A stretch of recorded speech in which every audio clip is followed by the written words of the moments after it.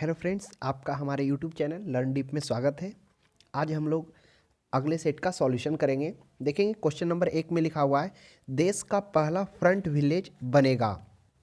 Option A है Chennai, B है वाराणसी, सी है विशाखापट्टनम और डी है गोवा। तो ऑप्शन नंबर हो जाएगा इसका बी, वाराणसी। नेक्स्ट देखेंगे, दो में है, निम्नलिखित में से कौन लौह सर्वोत्तम गुणवत्ता वाला है। ऑप्शन ए में है आयरन पायराइट, बी में है मैग्नेटाइट, सी में है लिमोनाइट, डी में है सिडेराइट। इसका सही जवाब हो जाएगा मैग्नेटाइट। सबसे सर्वोत्तम गुणवत्ता वाला होता है, जबकि सिडेराइट सबसे कम गुणवत्ता वाला होता है। लौह अयस्क मुख्यतः 4 प्रकार के होते हैं, मैग्नेटाइट, हेमेटाइट और लिमोनाइट और सिडेराइट। मैग्नेटाइट इसमें सबसे सर्वोत्तम है और सिडेराइट सबसे निम्नतम है। और सबसे सर्वोत्तम जो मैग्नेटाइट कोयला होता है वह कर्नाटक में मिलता है।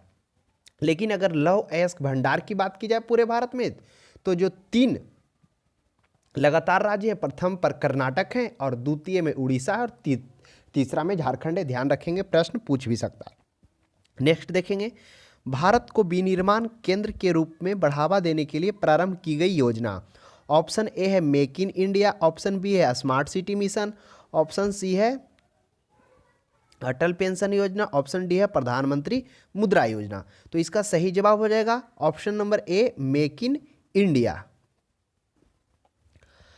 और अटल पेंशन योजना इसकी शुरुआत 2015 में की गई थी, जिसमें 18 से 40 वर्ष की आयु को कोई भी किसी भी असंगठित क्षेत्र को इसमें क्या कर सकता है, अपना पैसा वो जमा कर सकता है।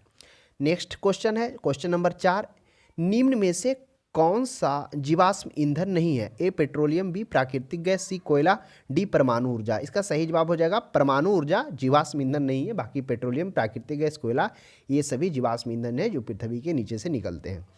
नेक्स्ट क्वेश्चन नंबर 5 देखेंगे, तुर्कमेनिस्तान की राजधानी कौन सी है।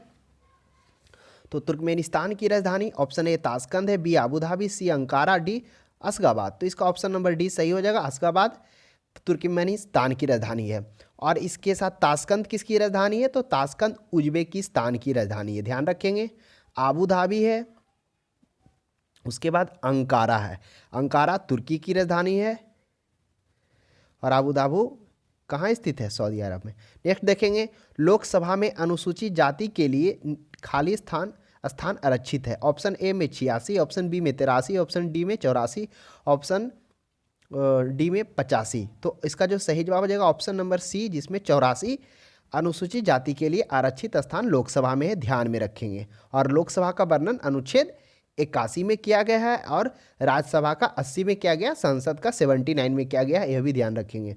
अगला क्वेश्चन देखेंगे, पोर्टो नोवा निम्नलिखित में से किस देश की राजधानी है। ए लाइबेरिया, बी अंगोला, सी गेबोन और डी बेनिन। तो इसका सही जवाब हो जाएगा पोर्टो नोवा बेनिन की राजधानी है। हम लोग जानेंगे लाइबेरिया किसकी राजधानी है। जो लाइबेरिया है, लाइबेरिया की राजधानी मोनरोई है। तो ध्यान रखेंगे, लाइबेरिया की मोनरोई। और अंगोला की राजधानी, जो अंगोला की राजधानी है लुआंडा है, इसकी राजधानी लुआंडा है। और गेबोन की राजधानी लिब्रेविले है। क्या है इसका, लिब्रेविले। ध्यान में रखेंगे, ये भी आपसे पूछा जा सकता है। नेक्स्ट देखेंगे, क्वेश्चन नंबर 8 में है, निम्नलिखित में कौन सा खनिज मोनाजाइट रेत से प्राप्त किया जाता है। ऑप्शन ए कोयला, बी तेल, सी यूरेनियम, डी थोरियम। इसका सही जवाब हो जाएगा थोरियम, जो मोनाजाइट खनिज से प्राप्त किया जाता है। नेक्स्ट क्वेश्चन देखेंगे, क्वेश्चन नंबर 9, पुस्तक बी आर डिस्प्लेस के लेखक कौन है। ए है सुधि मेनन और बी है अमित लोढ़ा, सी है मलाला यूसुफजई और डी है यशवंत सिन्हा। इसका सही जवाब हो जाएगा मलाला यूसुफजई। और एक यशवंत सिन्हा है, थोड़ा यशवंत सिन्हा के बारे में भी जान लेते हैं। ये कौन थे यशवंत सिन्हा। यह 1960 के IAS बैच के अधिकारी थे, जो पूरा ऑल ओवर इंडिया में 12th रैंक लाए थे। इनका कुछ बहुत ही दिलचस्प कहानी है, किस प्रकार से ये IAS से फिर राजनीतिक जीवन में जाते हैं। थोड़ा संक्षेप में जान लेते हैं क्या होता है। जैसे यशवंत सिन्हा IAS पद जब आईएएस बनते हैं तो उनका बिहार के परगना में डिप्टी कमिश्नर बनाया जाता है। फिर क्या होता है, बिहार के जो मुख्यमंत्री माया प्रसाद सिन्हा होते हैं उनसे नोकझोंक होता है, फिर उनको कमरे से वॉकआउट कर दिया जाता है। फिर थोड़े दिनों के बाद यशवंत सिन्हा को पटना से तबादला कर दिया जाता है। उसके बाद नोकझोंक की खबर फिर बाद में सुनने को मिलती है। उसके बाद पूरे बिहार में ये फैल जाती है। फिर पश्चिमी जर्मनी के लिए इनको राजदूत में भेज दिया जाता है। फिर जब राजदूत से वहाँ पर नौकरी पूरा करके फिर आते हैं तो बिहार में फिर सीएम कर्पूरी ठाकुर के नेतृत्व में इनको काम करने का मौका मिलता है और कर्पूरी ठाकुर इन्हें प्रधान सचिव नियुक्त करते हैं अपने कार्यकाल में। फिर जेपी चाहते थे कि यह इस्तीफा नहीं दे, लेकिन इन्होंने फिर अब सोचा कि आईएएस पद से इस्तीफा देना चाह रहे थे। फिर बाद में क्या होते हैं, जब इस्तीफा देने के बाद वह राजनीतिक जीवन में घुसते हैं, बीजेपी में आते हैं। फिर 2009 का चुनाव भी जीतते हैं बीजेपी का। फिर 2014 में टिकट उनको नहीं मिलता है। फिर उनको धीरे धीरे नरेंद्र मोदी से दूरी हो जाता है। फिर उसके बाद उनके बेटे को टिकट दिया जाता है, वो जहाँ से जीतते भी हैं। इस तरह से हुआ। 2018 में 21 वर्ष तक बीजेपी में रहने के बाद इस्तीफा दे देते हैं और फिर उस जगह पर उनके सीट पर उनका बेटा बनता। तो ये था उनका यशवंत सिन्हा का कैरियर। अगर कभी मौका मिलेगा तो पढ़िएगा कि क्या होता है।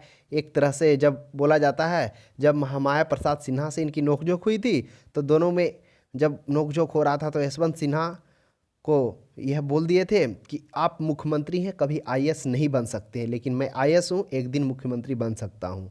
तो बहुत ही दिलचस्प है, थोड़ा कभी मौका मिले तो पढ़ लीजिएगा। नेक्स्ट क्वेश्चन है क्वेश्चन नंबर 10। एक उत्तल दर्पण पीछे के दृश्य को देखने के लिए एक वाहन पर लगा हुआ है जिसकी वक्रता त्रिज्या 4 मीटर है। यदि एक बांस दर्पण से 4 मीटर की दूरी पर है और दर्पण बस के पीछे प्रतिबिंब दर्पण की दूरी पर है। ऑप्शन ए 4 मीटर, दर्पण के आगे 1.33 मीटर, दर्पण के पीछे 1.33 मीटर, दर्पण के आगे 4 मीटर, दर्पण के पीछे। इसका जवाब आप कमेंट बॉक्स में देंगे। नेक्स्ट क्वेश्चन नंबर 11 है। जापान का कौन सा बंदरगाह रेशम बंदरगाह के नाम से जाना जाता है? पहला है टोक्यो, दूसरा है ओसाका और तीसरा है नागासाकी और चौथा है योकोहामा। इसका सही जवाब हो जाएगा योकोहामा। और बाकी सभी जापान के ही शहर है। नागासाकी आपको पता होगा, जहाँ पर 9 अगस्त को परमाणु बम गिराया था गया था हिरोशिमा और नागासाकी पर। जापान की राजधानी टोक्यो। नेक्स्ट क्वेश्चन देखें क्वेश्चन नंबर 12। निम्नलिखित में से कौन सा भारत का पूर्वी तट पर स्थित सबसे गहरा स्थलबद्ध एवं समुचित सुरक्षा युक्त बंदरगाह है? सबसे पूर्वी तट पर ऑप्शन ए में विशाखापट्टनम, बी में है चेन्नई, सी में है तूतीकोरिन और डी में है पारादीप। तो इसका जो सही जवाब हो जाएगा क्वेश्चन नंबर 11 का हो जाएगा, सॉरी 12 का, विशाखापट्टनम। तो ऑप्शन नंबर ए हो जाएगा विशाखापट्टनम। अब देखा जाए चेन्नई और पारादीप। पारादीप जो है बंदरगाह या उड़ीसा में है और तूतीकोरिन तमिलनाडु में है। त से तूतीकोरी और त से तमिलनाडु, ध्यान में रखेंगे। कभी कभी प्रश्न यहाँ से भी पूछ दिया जाता है। उसके बाद नेक्स्ट देखें क्वेश्चन नंबर 13 देखेंगे। भारत की सबसे बड़ी खारे पानी की झील कौन है? ऑप्शन ए में चिल्का है, बी में पुलिकट है, सी में सांभर है और डी में बेमनाथ है। चिल्का और सांभर दोनों ही खारा पानी का झील है, लेकिन पूछ रहा है कि सबसे बड़ी खारे पानी की झील भारत की। तो अगर सबसे बड़ी पूछा गया तो इसका सही जवाब हो जाएगा चिल्का सबसे बड़ी खारे पानी की झील है और विश्व की सबसे दूसरा है। विश्व में दूसरा स्थान पर चिल्का है, भारत में प्रथम स्थान पर है। और पुलिकट झील यह तमिलनाडु में है। इसकी लंबाई 60 किलोमीटर है। तमिलनाडु, यह चौड़ी 5 से 15 मीटर पुलिकट झील की। और एक बेम्बनाद झील है। यह बेम्बनाद झील कहाँ है? यह बेम्बनाद झील केरल में है, ध्यान में रखेंगे, कभी कभी मिलान करने में पूछ दिया जाता है। नेक्स्ट देखेंगे 14 में। निम्नलिखित में से किस मुगल शासक ने इस निंदा को दंडनीय अपराध घोषित किया था? अगर आपको इस निंदा का मतलब पता होगा तो इसका जवाब सही दे देंगे। इस निंदा मतलब होता है कि कोई भी धार्मिक आस्था को ठेस पहुंचाना, उसको नहीं मानना, वही होता है। ऐसे आप जनरली भाषा में इस निंदा माने ईश्वर की निंदा करने वाला। तो इसका सही जवाब हो जाएगा ए में औरंगजेब, बी में बाबर और सी में जहांगीर, डी में शाहजहां। सही जवाब हो जाएगा जहांगीर है जो इस निंदा को दंडनीय अपराध घोषित किया था। नेक्स्ट देखेंगे और आशा करते हैं आपको सबका कालक्रम भी याद होगा। हुमायूं, बाबर, अकबर, फिर जहांगीर, फिर शाहजहां, औरंगजेब। नेक्स्ट क्वेश्चन है 15। 10 न्यूटन का एक बल किसी द्रव्यमान m पर लगने पर उसमें 10 मीटर प्रति सेकेंड स्क्वायर का त्वरण उत्पन्न होता है तथा द्रव्यमान m2 पर लगाए जाने पर उसको 20 मीटर प्रति सेकेंड स्क्वायर का त्वरण प्राप्त करता है। अगर दोनों द्रव्यमान m1 तथा m2 को एक साथ बांध दिया जाए तो इस बल के द्वारा कितना त्वरण उत्पन्न होगा? Option A, option B, option C देखकर आप इसका बनाकर आप कमेंट बॉक्स में इसका आंसर बताइएगा। नेक्स्ट क्वेश्चन है 16 में जैन धर्म के 23वें तीर्थंकर कौन है? ए है चंद्र प्रभु, बी है ऋषभदेव, सी है नेमिनाथ और डी है पार्श्वनाथ। तो जो 23वें तीर्थंकर थे वह थे पार्श्वनाथ। इसका सही जवाब हो जाएगा 16 का पार्श्वनाथ। अब हम लोग शेष देखते हैं ऋषभदेव कै में थे। जो ऋषभदेव थे वह पहला थे और इसी ऋषभदेव को आदिनाथ और बिरसनाथ के भी नाम से जाना जाता है।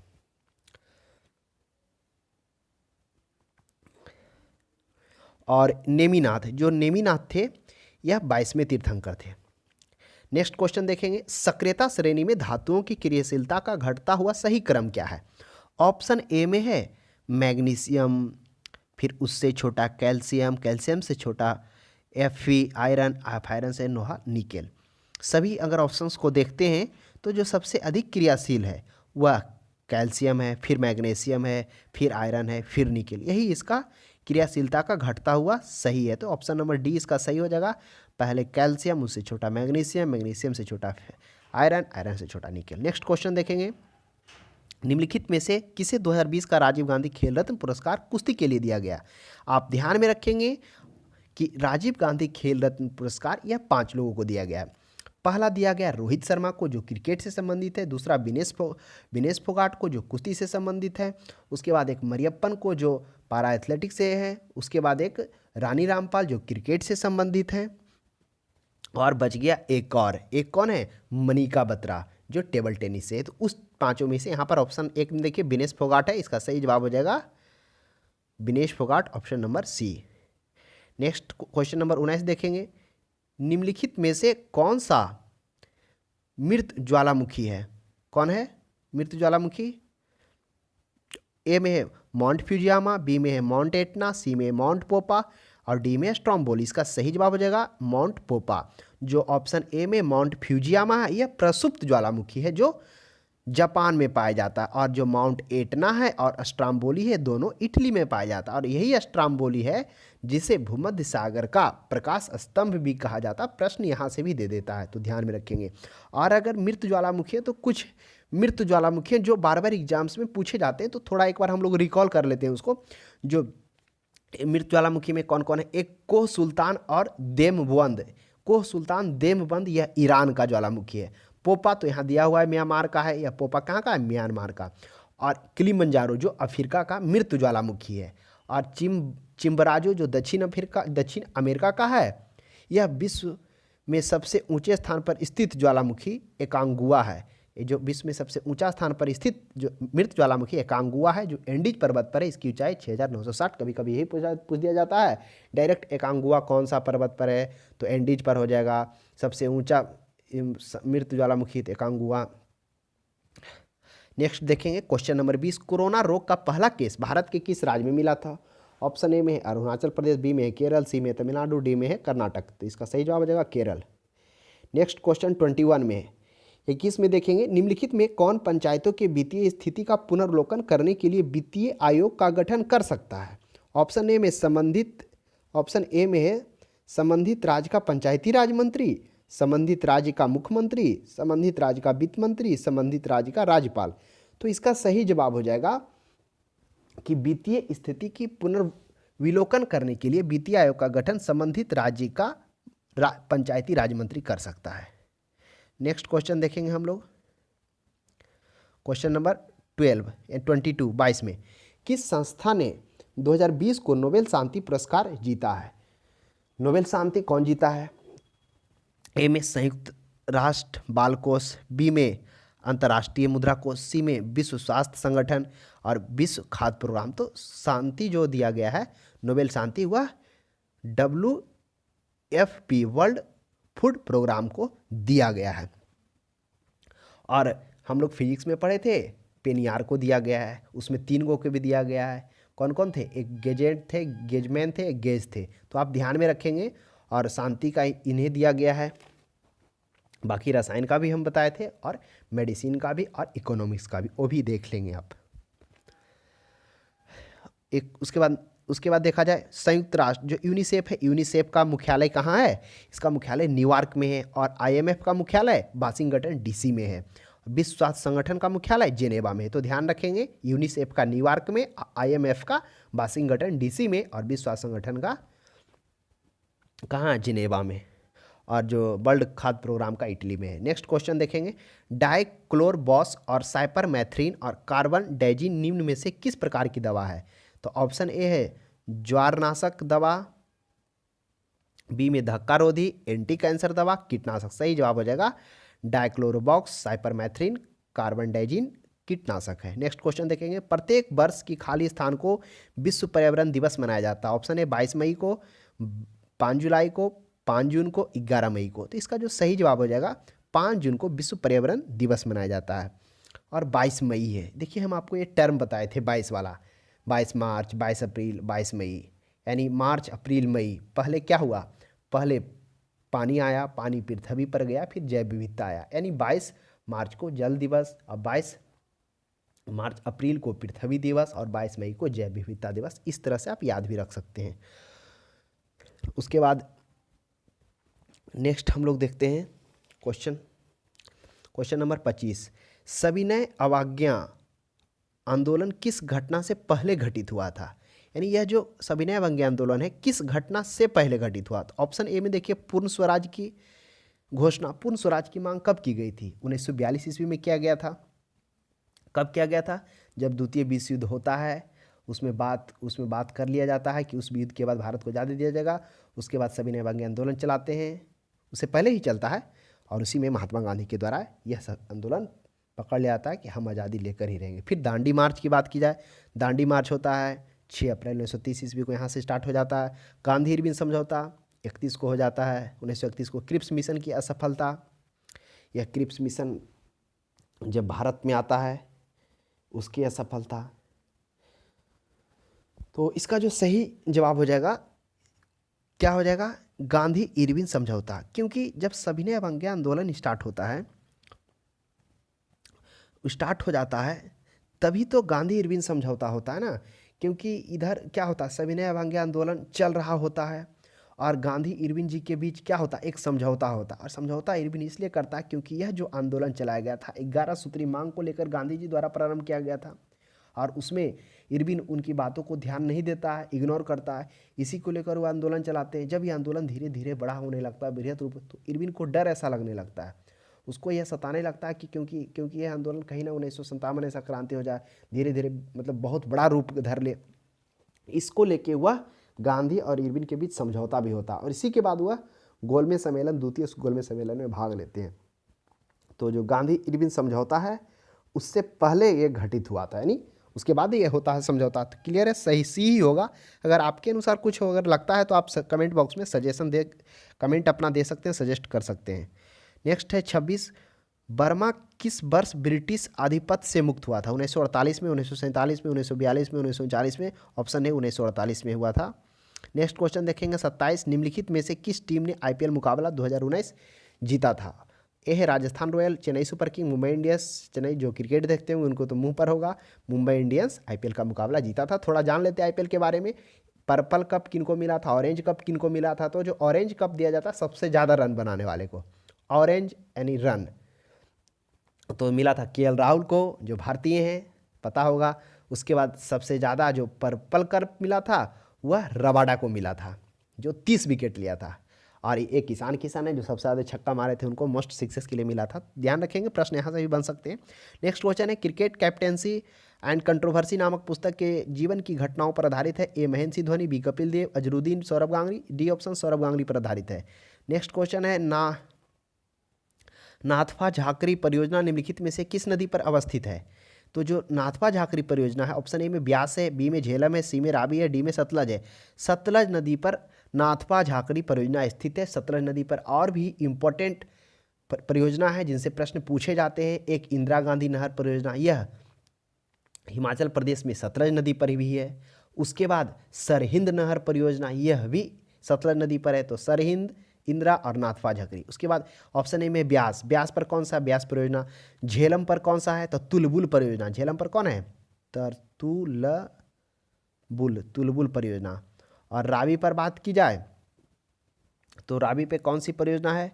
रंजीत सागर बांध परियोजना है। नेक्स्ट क्वेश्चन देखेंगे 30 में कॉपर क्लोराइड एक हल्का भूरा यौगिक है जो नमी को धीरे धीरे अवशोषित कर बनाता है। ए में है पीला डाइहाइड्रेट, बी में है नारंगी डाइहाइड्रेट, सी में है लाल डाइहाइड्रेट, डी में है नीला डिहाइड्रेट। इसका सही जवाब हो जाएगा नीला हरा डाइहाइड्रेट, यही बनाता है।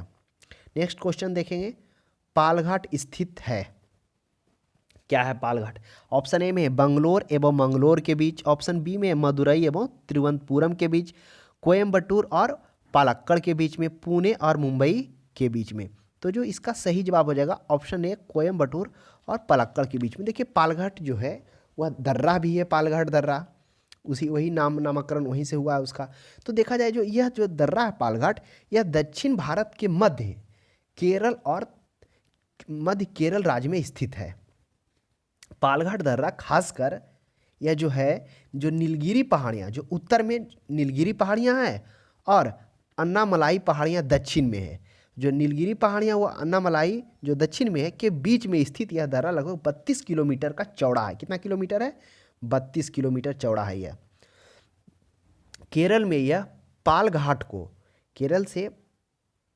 केरल में पालघाट नहीं, पालक्कड़ जो एक जगह है, पालक्कड़ को तमिलनाडु में कोयम्बटूर कहाँ हुआ? तमिलनाडु में जोड़ता है।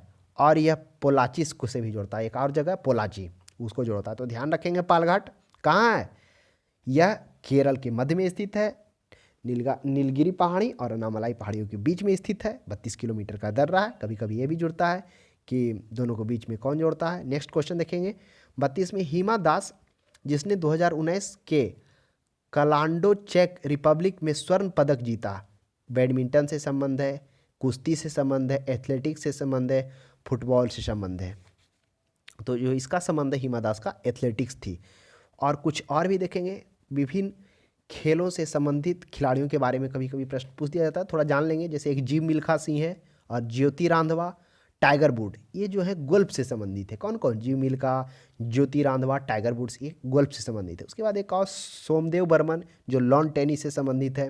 उसके बाद ऑप्शन सी में फुटबॉल है। फुटबॉल को एक दूसरा नाम सॉकर के नाम से भी जाना जाता है, कभी कभी पूछ दिया जाता है फुटबॉल को दूसरा और किस नाम से जानते हैं? सॉकर के नाम से। नेक्स्ट क्वेश्चन देखेंगे 33 में अनैच्छिक क्रियाएं जैसे रक्तदाब व लार आना के केंद्र पाए जाते हैं हाइपोथैलेमस में, अग्र मस्तिष्क में, मध्य मस्तिष्क में, पश्चिम मस्तिष्क में। ये आपका होगा पश्चिम मस्तिष्क में। अनैच्छिक क्रियाएं वैसी क्रियाएं हैं जिसका आप पर नियंत्रण नहीं होता है, वह अनैच्छिक हो गया। जैसे रक्तदाब का हो गया, ये सब हो गया, ब्लड सर्कुलेशन हो गया, ये सभी आता अनियंत्रित। नेक्स्ट क्वेश्चन देखेंगे 34 में निम्नलिखित में से विषम कौन सी स्थिति, हाँ, और 34 में निम्नलिखित में से विषम शब्द छाटिए। विषम शब्द को छाटना, ए ब्रुसेल्स है, बी बर्मिंघम है, सी मैड्रिड है और डी पेरिस है। तो इसका हो जाएगा बर्मिंघम। बर्मिंघम क्या है? यह एक सबसे बड़ा शहर है। और बात की जाए ब्रुसेल्स क्या है, तो ब्रुसेल्स जो है वह बेल्जियम का कैपिटल है। और जो मैड्रिड, पेरिस का मैड्रिड, स्पेन का मैड्रिड, स्पेन की राजधानी मैड्रिड है।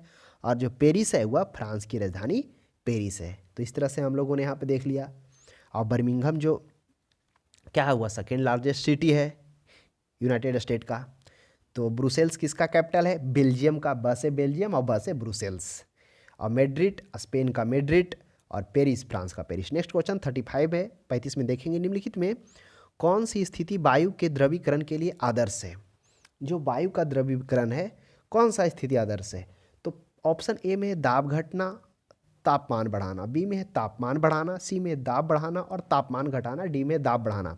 अब हम लोग देखेंगे कि जो वायुमंडल में उपस्थित ठोस द्रव गैस, इस जो अवस्था है, इस अवस्था को परिवर्तन के लिए जो दाब एवं तापमान के द्वारा ही परिवर्तित किया जा सकता है। तो यहाँ पर पूछ रहा है गैस यानी वायु का जो द्रवीकरण है, तो उसकी अवस्था को चेंज करने के लिए ताप को कम करके दाब को बढ़ाएंगे, तब वायुमंडलीय गैस क्या होगा?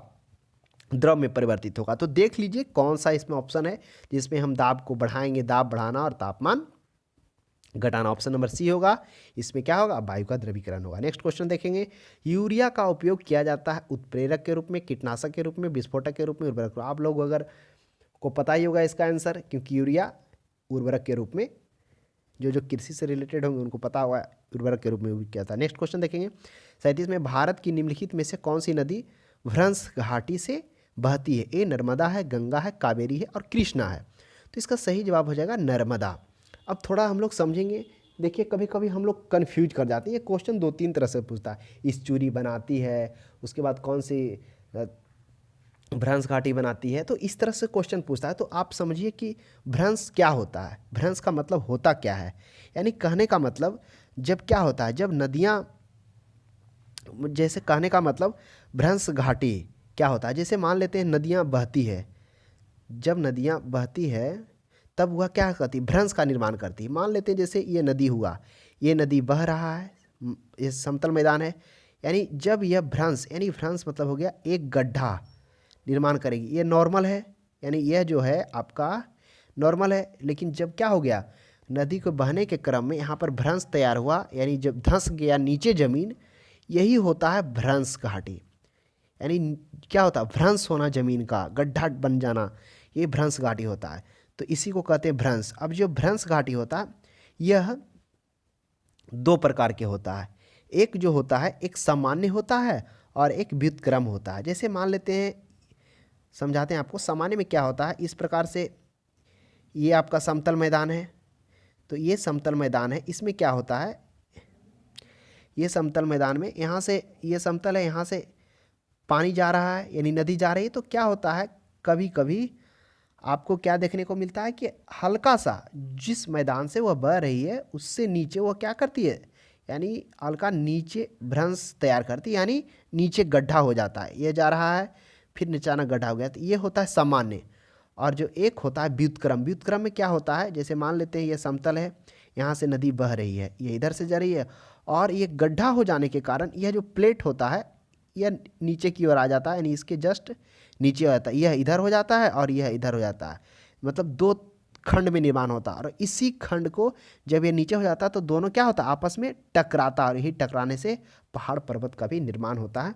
तो ये हो गया व्युत्पन्न, एक भ्रंश घाटी हो गया। और एक होता है रैंप घाटी। जो रैंप घाटी होता है, रैंप घाटी वो क्या होता है, उसमें जैसे मान लेते हैं कि ये नदी चल रहा है, उसमें क्या हो जाता है कि कुछ जब बह रहा है नदी, उसमें क्या होता है, बहुत सारा जमा हो जाता है अवसाद। अवसाद जमा हो जाने के कारण वह ऊपर टीला की ओर हो जाता है। इस प्रकार से वह समतल से ऊंचाई पर टीला के निर्माण कर लेता है, जो क्या कहलाता है, जो कहलाता है रैंप घाटी। यह जो रैंप हो गया, रैंप कौन कौन हो गया, असम का जो ब्रह्मपुत्र नदी है वह रैंप घाटी है। तो ध्यान में रखेंगे रैंप और भ्रंश, आशा करते हैं आपको समझ में आ गया होगा। भ्रंश घाटी में कौन कौन है, नर्मदा, ताप्ती और दामोदर भी है। तो आशा करते हैं आपको समझ में आ गया होगा। नेक्स्ट हम लोग देखते हैं क्वेश्चन नंबर 38 में, निम्नलिखित में कौन इसरो के वर्तमान अध्यक्ष हैं? तो ए है सतीश धवन है, बी एस किरण है, और के सिवन है, विक्रम साराभाई हैं। तो इसका सही जवाब हो जाएगा के सिवन है। और जो एस किरण कुमार जो थे 15 से 18 तक रहे थे इसरो के चेयरमैन। विक्रम साराभाई जिन्होंने इसरो की स्थापना की। इसरो का स्थापना कब हुआ था, 1969 ईस्वी में 15 अगस्त को। नेक्स्ट क्वेश्चन देखेंगे क्वेश्चन नंबर 39, निम्नलिखित में कौन ऊर्जा का गैर नवीकरणीय है? ए जल विद्युत है, कोयला है, सौर है, पवन है। ऐसा आंसर सौर ही होना चाहिए, पवन भी तो गैर नवीकरणीय ही है। नेक्स्ट क्वेश्चन देखेंगे, इंसुलिन तथा ग्लूकेगोन हार्मोन शरीर के किससे स्रावित होता है? ए अमाशय से, कर्म पूर्व ग्रंथि से, अंगनाशय से, यकृत से। तो इसका सही जवाब हो जाएगा इंसुलिन और ग्लूकेनॉन हार्मोन अंगनाशय से प्राप्त होता है, जिसे पैंक्रियाज इंग्लिश में कहा जाते हैं। यकृत क्या है, यह मानव शरीर की सबसे बड़ी ग्रंथि है। तो आप ध्यान रखेंगे, यह भी प्रश्न पूछता है मानव शरीर की सबसे बड़ी ग्रंथि कौन है, यकृत। और अगर पूछ दे कि सबसे बड़ी अंतःस्रावी ग्रंथि कौन है, तो वह हो जाएगा, कौन हो जाएगा सबसे बड़ी अंतःस्रावी ग्रंथि, वह हो जाएगा पीयूष ग्रंथि। अंतःस्रावी ग्रंथि में हो जाएगा, सॉरी पीयूष नहीं हो जाएगा, थायराइड ग्रंथि, मिस्टेक हो गया। अंतःस्रावी, देखिए अंतःस्रावी का मतलब क्या होता है, आप इसको ध्यान में रखिए, कभी गलती नहीं होगा। अंतःस्रावी यानी अंदर की ओर जो बहता है, उन ग्रंथियों को कहा जाता है जो अपने हार्मोन को सीधे रक्त धारा में छोड़ देती है। और एक क्या होता है जो वाहिनी में छोड़ देता है, जो सीधे रक्त धारा में छोड़ देता है वह अंतःस्रावी होता है। तो जो अंतःस्रावी ग्रंथि हो गया सबसे बड़ी थायराइड, और सबसे छोटी होता है पीयूष या पिट्यूटरी ग्रंथि जो मटर के दाने के आकार होता है पश्च मस्तिष्क में। नेक्स्ट क्वेश्चन देखेंगे, क्वेश्चन नंबर 41 देखेंगे। सुमेलित कीजिए, सुमेलित करिए, पुस्तक है और इधर लेखक हैं। तो आप पहला देखिएगा I do what I do, कौन किए थे? रघुराम राजन। उसके बाद है my country my life, L के आडवाणी। फिर the discovery of India, Jawaharlal Nehru, जो जेल में रहने के दरमियान में लिखा गया था इनके द्वारा पुस्तक, यही है the discovery of India. Imperfect, Sanjay Manjrekar. तो इसका सही जवाब ऑप्शन नंबर सी में देखिए, मिलान हो रहा है। नेक्स्ट क्वेश्चन देखेंगे, पेसो निम्नलिखित में से किस देश की मौद्रिक इकाई है? ए मालदीव, सीरिया, कतर और फिलीपींस। पेसो है फिलीपींस की। अब हम लोग बात करते हैं जो मालदीव है उसकी मुद्रा क्या है, तो रुपया इसकी मुद्रा है। सीरिया का क्या है? सीरियन पाउंड है। और कतर का क्या है? रियाल है। तो ध्यान में रखेंगे कतर का रियाल। नेक्स्ट क्वेश्चन देखेंगे, क्वेश्चन नंबर 43। अक्टूबर 2020 में किसने न्यूजीलैंड के प्रधानमंत्री के रूप में दूसरा कार्यकाल जीता? ए जेनिस शिल्पी, बी जेसिंडा अर्डन, और बिल इंग्लिश, और हेलन क्लार्क। तो कौन जीते थे न्यूजीलैंड के प्रधानमंत्री के रूप में दूसरा कार्यकाल? तो इसका सही जवाब हो जाएगा, आप लोग कमेंट बॉक्स में बता सकते हैं इसका जो सही जवाब क्या होगा। हमें ध्यान से उठ गया है। तब तक हम लोग नेक्स्ट क्वेश्चन देखते हैं 44 का। 44 में क्या है? कौन से गैस हंसाने वाली गैस के रूप में जानी जाती है? ए में इनमें से कोई नहीं है, बी में कार्बन डाइऑक्साइड है, सी में नाइट्रस ऑक्साइड है, और डी में सल्फर डाइऑक्साइड है। तो इसका सही जवाब हो जाएगा नाइट्रस ऑक्साइड हंसाने वाला। और जो न्यूजीलैंड के प्रधानमंत्री के रूप में दूसरा कार्यकाल जीता था, हमारे अनुसार जेसिंडा होना चाहिए, जेसिंडा अर्डन। आप कमेंट बॉक्स में कंफर्म होकर अपना जवाब दे भी सकते हैं। नेक्स्ट क्वेश्चन है 45 में, माँ के दूध में पाए जाने वाला प्रतिरक्षी कौन है? तो देखिए माँ के दूध में जो पाया जाने वाला प्रतिरक्षी जो क्लोरोस्ट्रोम होता है वह बच्चों के लिए बहुत ही महत्वपूर्ण होता है, क्लोरोस्टोम। ऐसे इसमें हो जाएगा ऑप्शन में आईजीए है, आईजीजी है, आईजीएम है, आईजी है। तो ऑप्शन ए हो जाएगा आईजीए। नेक्स्ट क्वेश्चन देखेंगे, महिला उद्यमियों को सूक्ष्म वित्त उपलब्ध करावाने वाली योजना कौन है? जनधन योजना, उज्ज्वला योजना, उज्ज्वला नहीं उज्ज्वला योजना, हाँ, महिला समृद्धि योजना, सेतु भारतम योजना। तो इसका सही जवाब हो जाएगा जो महिला उद्यमियों को सूक्ष्म वित्त उपलब्ध कराने वाले ना, ये महिला समृद्धि योजना। ये पंचायत या गाँवों के महिलाओं को, जो वयस्क महिला हैं, उनको क्या कर सकती है, इसमें मिनिमम 300 रुपया जमा करना है और उसका 24% जितना आप जमा करेंगे उसका 24% तक सरकार इसमें लोन देती है। अब हम लोग थोड़ा जान लेते हैं जनधन योजना है। तो जनधन योजना की कब शुरुआत की गई थी? इसकी शुरुआत 2014 में की गई थी। उज्ज्वल योजना जो एलपीजी से है, जिसमें गरीब रेखा से नीचे लोगों को सिलेंडर उपलब्ध कराने के लिए चलाया गया था, और चूल्हा वाला। ये उज्ज्वला योजना कब शुरुआत किया गया था? 2016 में, जनधन 2014 में, और बेटी बचाओ बेटी पढ़ाओ भी एक स्टार्ट किया गया था, वो 2015 में किया गया था, क्वेश्चन पूछा था। और सेतु भारतम, ये जो सेतु भारतम है ये राजमार्गों पर पुल बनाने से संबंधित है। सेतु भारतम योजना ये स्टार्ट किया गया था 2016 में। नेक्स्ट क्वेश्चन देखेंगे 47 में, किस प्रधानमंत्री द्वारा 73वां संविधान विधेयक लोकसभा में प्रस्तुत किया गया था? ए है बीपी सिंह द्वारा, और वीपी नरसिंह राव द्वारा, सी है राजीव गांधी द्वारा, चंद्रशेखर द्वारा, बीपी नरसिम्हा राव के द्वारा। जो 73वां संविधान संशोधन कब हुआ था? यह हुआ था 1992 से 93 के बीच में। 92 में पेश किया गया, 93 में पास हुआ था। क्या था 73वां?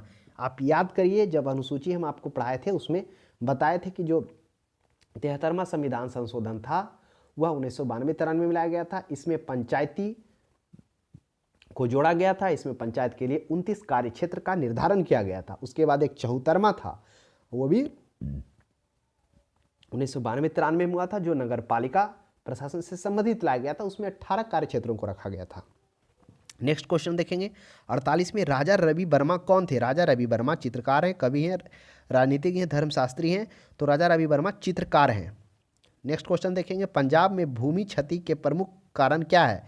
अतिचारण, गहन कृषि, अति सिंचाई, और निर्विनीकरण। तो इसका हो जाएगा अति सिंचाई के कारण वहाँ की भूमि दलदल हो गई है पंजाब। नेक्स्ट क्वेश्चन देखेंगे क्वेश्चन नंबर 50, निम्नलिखित में किसने तीनों गोलमेज सम्मेलन में भाग लिया था?